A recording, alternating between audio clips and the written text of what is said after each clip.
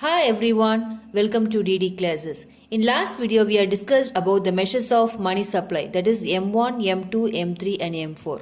In this video we are going to learn about the money creation or credit creation.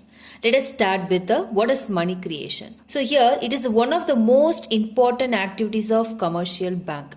Through the process of money creation, commercial banks are able to create credit which is in far excess of the initial deposits. So this process can be better understood by making the two assumptions. The one is the entire commercial banking system is one unit and is termed as a banks. All receipt and payments in the economic are routed through the banks, that is, all payments are made through checks and all receipts are deposited in the bank. Next one is the LRR. The deposits held by banks are used for giving loans, that is, the banks cannot use the whole of deposit for lending.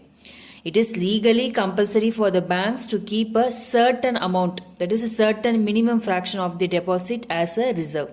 So this fraction is called a LRR, that is legal reserve ratio, and it is fixed by the central bank.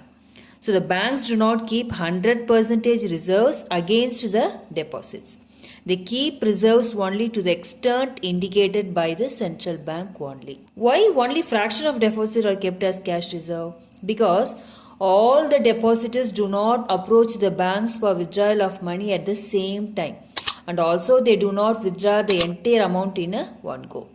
And one more is there is a constant flow of new deposits into the banks. Now, let us understand the process of money creation through one example.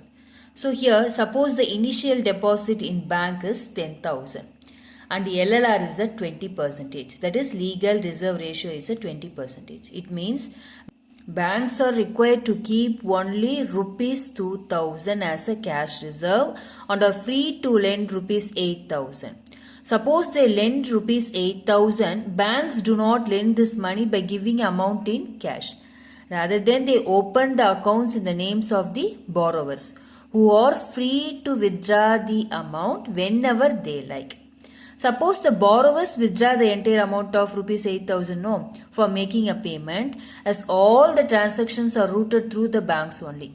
That is, the money spent by the borrowers comes back into the banks in the form of deposit account. So those who have received this payment, it will increase the demand deposits of banks by rupees 8,000.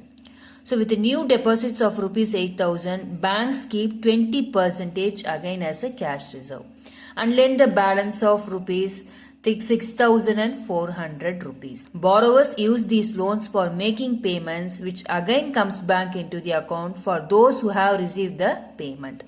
So this time bank deposit raised by rupees 6,400. So the deposits keep on increasing in each round by 80% of the last round deposits. At the same time, cash reserves also go on increasing each time by 80%. So here in the table, banks are able to create the total deposits of the 50,000 with the initial deposit of just 10,000.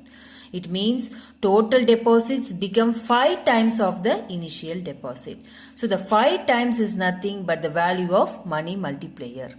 I hope you are all understand the money creation or credit creation topic. In next video, we will see the money multiplier. Thanks for watching. Please share and subscribe my channel. Thank you.